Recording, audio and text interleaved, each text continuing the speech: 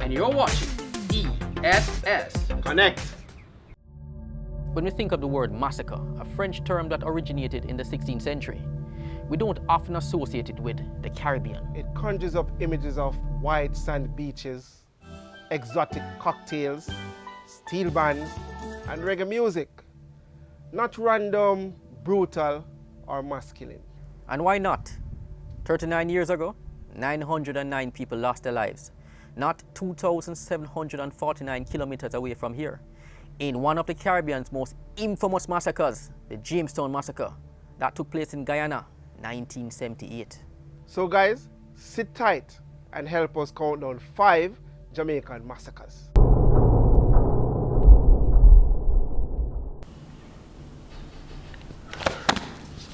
On April 11th, 1963, 7 police officers were dispatched to the Coral Garden gas station amidst reports that an incident was in progress.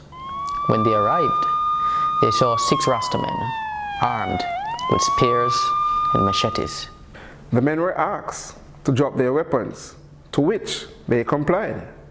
However, one of the policemen took aim at one of the Rastamen and pulled the trigger. There was no bullet in the gun. You see, back then, it was the task of the police inspector to safeguard the bullets on each operation and then issue the bullets to low-ranking officers as the need arose.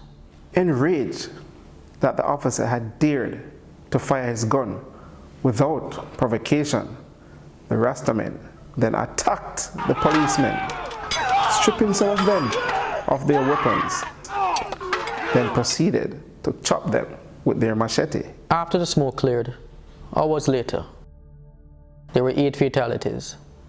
3 policemen were chopped to death, 3 Rastas were shot, and 2 others died by other means.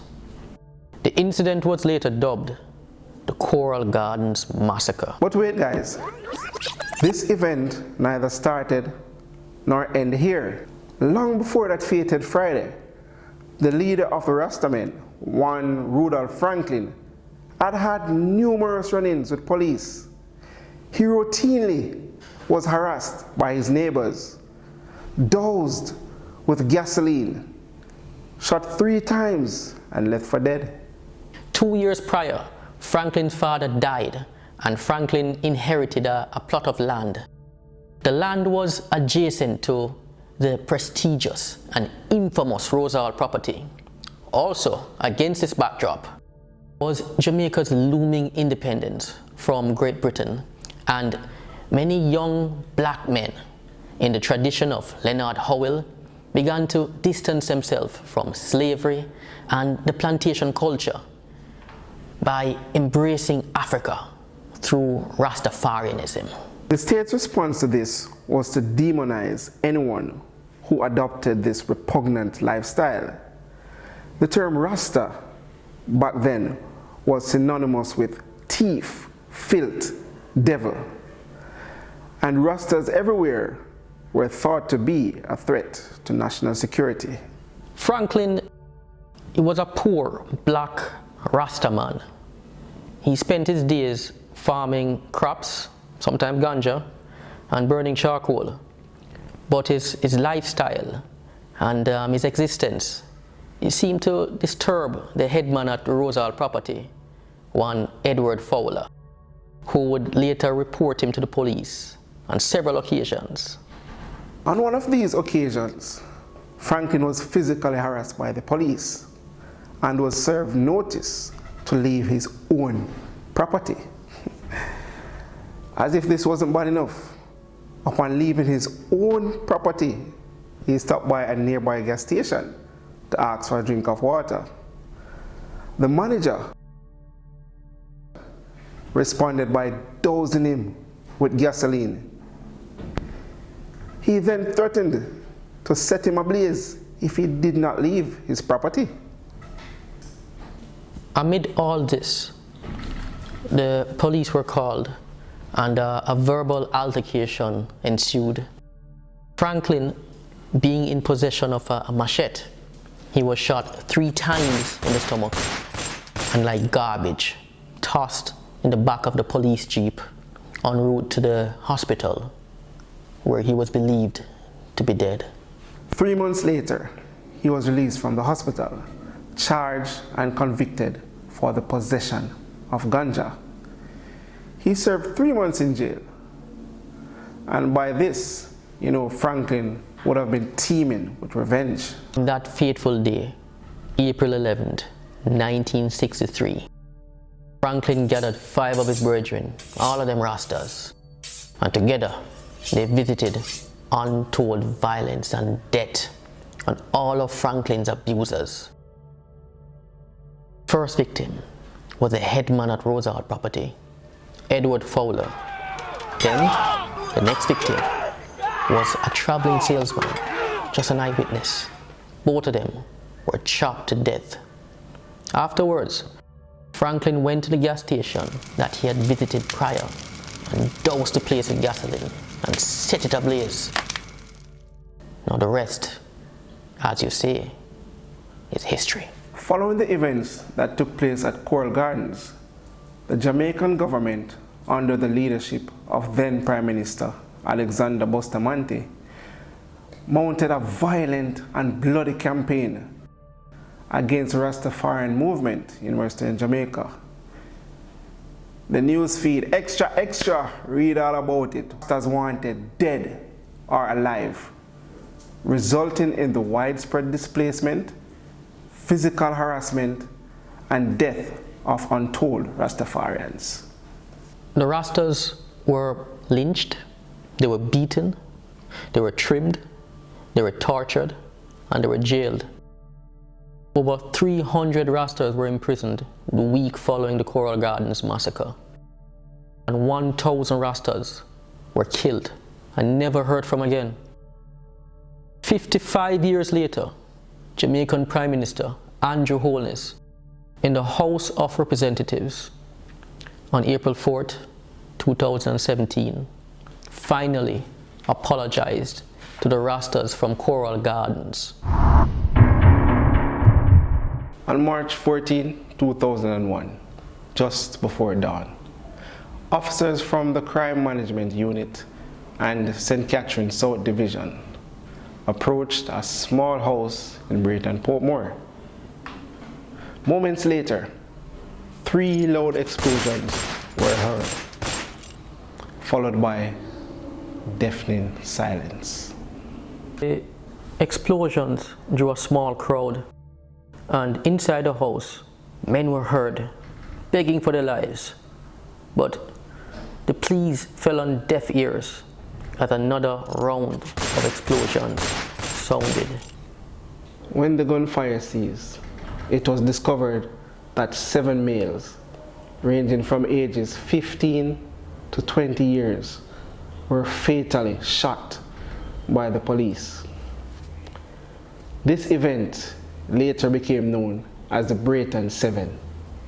Following the incident, Renito Adams, Senior Superintendent of Police and Head of CMU, defended the action of the police by citing self-defense.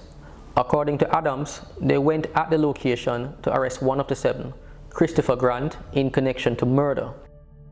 At the location, they were fired upon by men, some of whom escaped. Immediately after the Brayton 7 incident, the local community challenged the police version of events. Witnesses came forward, claiming that the 7 had surrendered themselves to the police and that what occurred was execution without mercy. A 2003 publication by Amnesty International on the Brayton 7 incident would seem to support these claims. According to the publication, about 6 to 7 men were shot in the head execution style, and roughly about 46 bullet wounds were found in their bodies, which is about 6 to 7 gunshots per person. Furthermore, a government ballistics report found that the 3 bullet holes, indicative of shots fired from inside the house, did not correspond to the weapons the police said they had found in the house. 5 of the officers who took part in the Brighton 7 incident were later charged for murder. However, in 2005, they were cleared of all charges. It is important to note that while the Brighton 7 incident is gruesome at best, the police did uncover 4 illegal firearms which were used in several murders. This would seem to suggest that one or all of the men were complicit in a crime.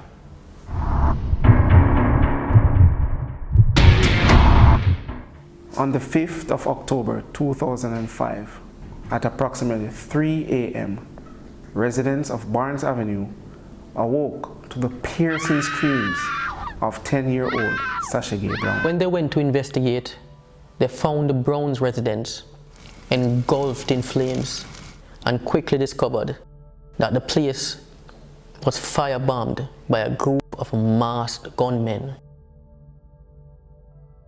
There were 4 occupants still in the house. 4 persons, representing 3 generations, were burnt alive as their killers stood guard outside their home, preventing their escape. Gerald Brown, 60, his wife, Dorcas Brown, 50, their daughter, Janice Brown, 25, and their granddaughter, Sasha K. Brown, 10, all perished in the blaze.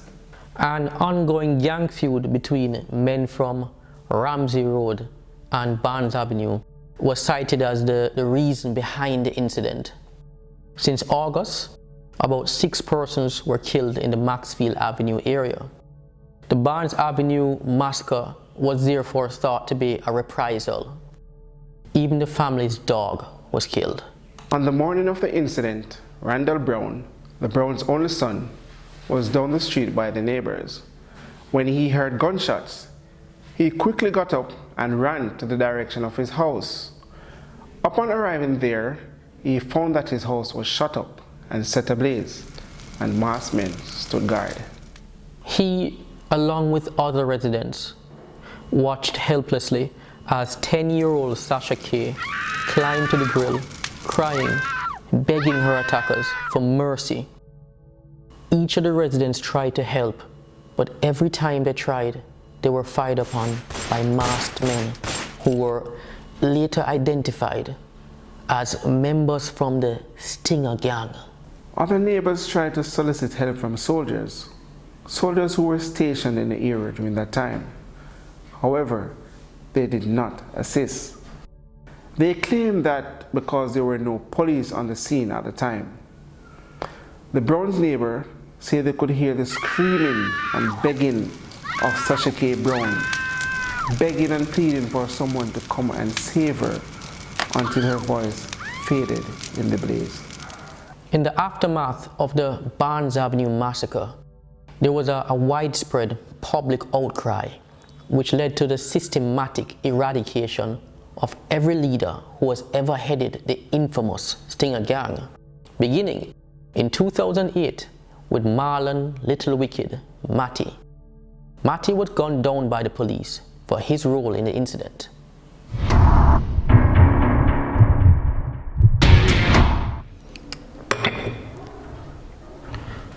The year 1980 was Jamaica's bloodiest year.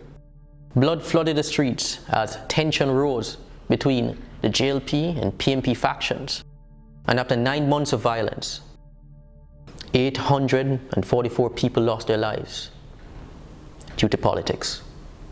One of the most disturbing and tragic incidents to emerge from this bloodiest of years occurred on the morning of May 20th, 1980, when a deadly fire raged through the Myers ward at the Eventide home for the aged. The Myers Ward was an old wooden building that was constructed in the late 19th century. The fire, it incinerated the entire structure within 8 minutes. And when the smoke cleared, 144 burnt bodies was discovered beneath the rubble. Days later, 2 more residents died from injuries caused by the fire, increasing that total to 146. 7 others were never found or were presumed dead. Of the 211 women living on Myers Ward, only 58 survived. This was undoubtedly one of the worst tragedies in Jamaica's history. The women were buried a few days later in a mass grave in the National Heroes Park. But even as their bodies were being laid to rest, there were some rumblings that something wasn't quite right with the Eventide Fire. For one, it was discovered that the phone lines had been cut before the fire, and also the exits to the home had all been blocked. If this wasn't suspicious enough, the presence of petroleum jelly, a substance not yet available in Jamaica at the time, was thought to have caused a fire, leading some to conclude that political malfeasance may have been the root cause. But which party? The ruling party, the People's National Party, under Michael Manley, it was facing tough economic sanctions from the IMF because of its close relationship with Fidel Castro and its flirtation with social democracy. On the other hand, the opposition, the Jamaica Labour Party, was headed by the Bostonian Harvard alum, Edward Seaga, who championed capitalism. You do the math. Suffice to say, there was a lot at stake for both parties. Political malfeasance aside, the events that transpired at Eventide will go down as one of our nation's worst moments. Prime Minister Michael Manley declared on May 26, 1980, the day the Eventide women were laid to rest, as a day of national mourning for the country.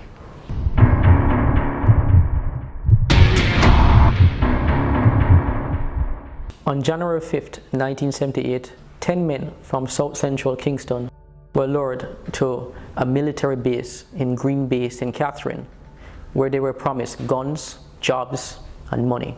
Upon arriving there, the men were led to a section of the base where they were ambushed by a team of snipers from the Jamaica Defense Force, who opened fire on them from their nest in the hills. 5 of the men fell dead under a hail of gunfire. The remaining 5 fled into nearby bushes. At least one man, a Delroy Griffiths, fled into the bay where he was rescued by a passing fishing boat. The incident was later dubbed the Bay Massacre. The official report released by the military stated that the men were shot dead after they were surprised by a special strike force of soldiers doing target practice. The report also stated that the men opened fire on the soldiers and that they were smuggling guns. This account was bitterly disputed by the people of South Central Kingston, who took to the streets to protest. An official inquiry and a coroner's inquest was later held at the Spanish Town Coroner's Court, where the jury found the Jamaica Defense Force criminally responsible for the Bay Massacre.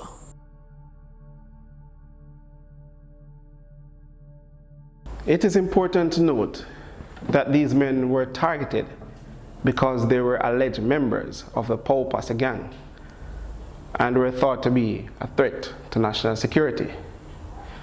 Nonetheless, 2 months following the incident at Green Bay, warrants were issued by the Supreme Court for 10 members of the JDF for first-degree murder and conspiracy to commit murder. Those charged for conspiracy were all acquitted in June and July 1981 on no case submissions, while those who actually committed the murders were acquitted on February 8, 1982 due to insufficient evidence. Well guys, this has been our top 5 Jamaican massacres. If there are any massacres that you know that did not make it on our list, don't forget to comment and leave it down there below. So until next time guys, don't forget to share, to like, and most importantly, to subscribe to ESS Connect.